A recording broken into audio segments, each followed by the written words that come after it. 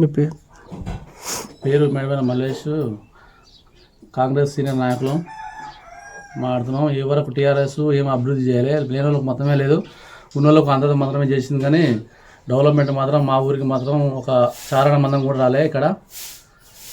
ఇప్పుడు మేము మా కాంగ్రెస్ ప్రభుత్వం వచ్చింది కాబట్టి ఎమ్మెల్యే గారిని బతిమాడో ఎట్లానే చేసి మేము కష్టపడైనా సరే సార్ కొంచెం ఇచ్చినా మేము ఇంకా కొంచెం అభివృద్ధి చేసుకుంటేందుకు ముందుగా మేము ఉన్నామని చెప్తున్నాము.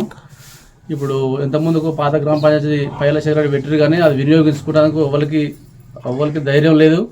ఇప్పుడు ఎమ్మెల్యే సార్ నడవడం జరిగింది, 20 లక్షలకు ఇంకా ఎక్కువైనా పెట్టడానికి కన్ఫామ్గా ఉన్నారు వాళ్ళు ఒప్పుకురు కాబట్టి మా మాజీ సర్పంచ్ కొత్త వెంకటేశం గారు ఆల్రెడీ కాంట్రాక్ట్ పెట్టారు కాబట్టి చేస్తాం. ఆల్రెడీ పని స్టార్ట్ చేశారు, మన ఏఈ గారు రాగానే స్టార్ట్ చేసి ఆల్రెడీ పిల్లల గుంటలు కూడా తీసారు.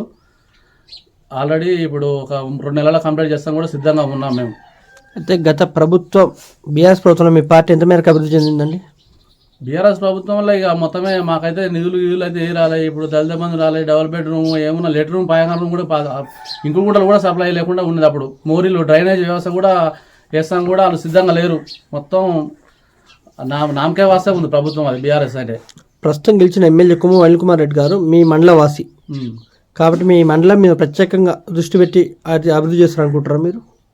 చేస్తాం అనుకుంటున్నాం. మేము కూడా సార్ని కలిసినాం, మొన్న కలిస్తే ఇప్పుడు గుట్ర నుంచి ఇక్కడికి అడవి రోడ్డుకు రన్ చేస్తాం, రోడ్ ఆమె ఇచ్చాడు. మళ్ళీ ఊళ్ళో కూడా మనకి ఏమైనా పనులున్నా గ్రామ పంచాయతీ కూడా మన ఎమ్మటే కావాలన్నా కానీ మళ్ళీ ఎమ్మటే కన్వర్ట్ చేసేసిండు ఆయన. ఇప్పుడు గుట్ర రోడ్డు కూడా ఎవరికి 17 ఫీట్లే పెట్టిండు పైలశేఖర్ రెడ్డి. అనిల్ కుమార్ రెడ్డి 20 ఫీట్లు పెంచుతామని ఆమె ఇచ్చాడు. ఇంకా 15 లక్షల బిల్లు అయినా పెడతానికి సిద్ధంగా ఉండి ఆయన. మీ ఇష్టం మీరు వేసుకోరు, మీ చిన్న పనులు ఏమైనా చేసుకోండి, మీరు నేను సొంతంగా నిధులు ఇస్తాను చెప్తేనే అనిల్ కుమార్ రెడ్డి మన ఎమ్మెల్యే గారు అంటున్నారు ఆల్రెడీ. అయితే మీకు చెరువులో ఉన్న పుణ్యక్షేత్రం మత్స్యగిరి, ఆ మత్స్యగిరి ఎన్నో ఏళ్ళ నుంచి అట్లే ఉంటుంది, దాని డెవలప్మెంట్ అయింది అనుకుంటారా ఈ గవర్నమెంట్లన్నా? ఇప్పుడు మన కుమ్మం ఆల్రెడీ ఎమ్మెల్యే గారు కాబట్టి ఇప్పుడు కంపల్సరీ డెవలప్ అయిద్దని మేము 100% నమ్ముతున్నాం. ఇప్పుడు కంపల్సరీ సార్ చేస్తాడు, ఒకవేళ ముఖ్యమంత్రి గారు ఇవ్వకున్నా సార్ సొంత నిధులతో చేస్తాడని మేము నమ్ముతున్నాం ఆల్రెడీ. గత బీఆర్ఎస్ ప్రభుత్వానికి ప్రస్తుతం కాంగ్రెస్ ప్రభుత్వానికి తేడా అయిందండి. బీఆర్ఎస్ ప్రభుత్వం అంటే ఉన్నోళ్ళనే అది డెవలప్ చేసిందంటే కానీ పేదలకు మాత్రం నిరుపేదలకు మాత్రం మొత్తమే లేదు. ఇక ఏమున్నా ఇప్పుడు వ్యవసాయం ఉన్న వాళ్ళకి ఇప్పుడు రైతు బంధు అని అది 90% వాళ్ళకే నడుస్తుంది. ఇక లేని వాళ్ళకు స్థలం లేని వాళ్ళు మొత్తం ఇక మొత్తం రూపాయి చెల్లంత విలువే ఉంది, లేదనుకో ఒక రాదు. ఓట్లు ఉన్నాయి అంతే కానీ ఇక బయట రూపాయి ఆందోళన అయితే లేదు లేని వాళ్ళకు, మొత్తమే వ్యవసాయం లేని వాళ్ళకు. ప్రజాపాలన కార్యక్రమం మీద ప్రజల స్పందన ఎట్లా ఉందండి? ప్రజాపాలన ఆల్రెడీ ఇప్పుడు మన 2 నెలలు అవుతుంది కాబట్టి కంపల్సరీ అయిద్దనే నమ్మకం ఇస్తున్నారు, ప్రజలు కూడా నమ్ముతున్నారు. కంపల్సరీ 90% అయిద్దని మేము కూడా అనుకుంటున్నాం. మీ గ్రామంలో ఎక్కువ దేనికి అప్లికేషన్ వచ్చింది ప్రజాపాలన కార్యక్రమంలో? మా పాలన అంటే గ్యాస్ సిలిండరు, విద్యుత్తు, మళ్ళీ ఈ ఇంటి స్థలం గురించి రుణమాఫీ. అయితే రుణమాఫీ ఇంతవరకు కాలేదు అని చెప్పేసి రైతులు ఒక ఆందోళన ఉంది, దానికి మీరు ఏం సమాధానం చెప్తారు? రుణమాఫీ కాలేదు వాస్తవానికి. ఎలక్షన్ల ముంగట వాళ్ళు ఏమన్నా మీకు ఎందుకు కాకపోతే ₹1,00,000 రేపు అంటారు, ఇప్పుడు అంటారు, అది కాదు ఇది పోదు అని మేము నమ్మినాం ఎవరికి. ఇప్పుడు మాత్రం ఖచ్చితంగా అవుతుంది. కానీ ఇప్పుడు 2 నెలలు అయింది ప్రభుత్వం వచ్చి కాబట్టి ఇంకో 2 నెలలకు అవుతుండొచ్చు, కాకపోతే 3 నెలలకు అవుతుంది కంపల్సరీ అవుతుంది. 2 లక్షల రుణమాఫీ అవుతుందని మేము నమ్ముతున్నాం. అయితే రైతు బంధు కూడా 3 ఎకరాల వరకే పడింది, మిగతా పడలేదు కదా. దాంట్లో రైతులకు అపోహ ఉంది, అది ఎంతవరకు కరెక్ట్ అంటారు? పడుతుందా పడదా? పడుతుంది కానీ ఇప్పుడు అదే ఎకరం లెక్క పడుతుంది కాబట్టి మనం ఇక ప్రభుత్వం బయట ఉంటుంది కానీ పడుతుంది 90% కానీ అదే ఎకరం ఇప్పుడు 2 ఎకరాల వరకు అయితే పడ్డాయి. ఇప్పుడు ఆల్రెడీ 3 ఎకరాలు కూడా పడుతున్నాయి కానీ 5 ఎకరాలు పడతాయి.